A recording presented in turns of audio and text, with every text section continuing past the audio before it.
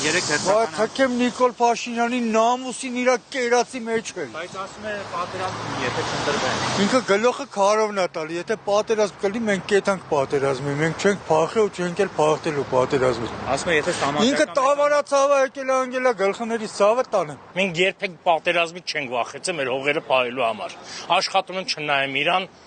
ինֆակտ եմ տարել, շատ եմ ջղայնանում ամեն նայելուց։ Facebook-ս էլ են անջատում,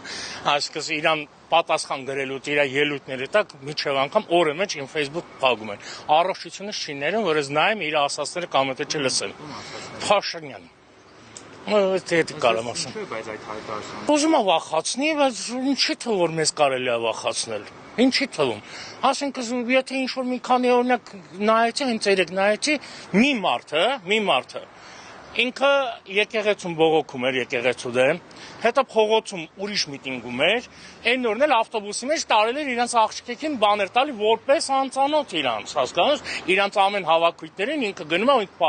մի անգամից պարոն Փաշինյանին նայում։ Այսինքն ասենց եմ մտածում, մի խումբ մարդ կա, որոնք ասենց խոսքերով, բան կամ թե չէ, ասենք ասենց լրատվականներով տենան թե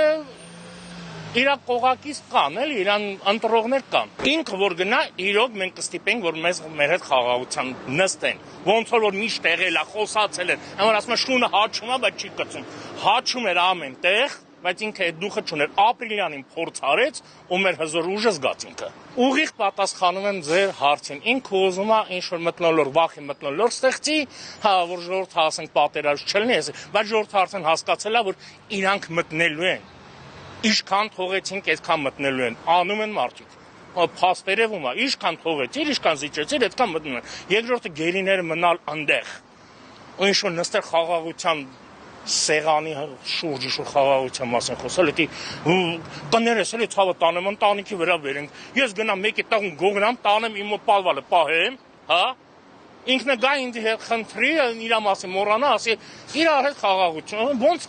չի լինում, հասկանու՞մ, ուղիղից դուրս է։ Նիկոլ Փաշինյան, խնդրանք,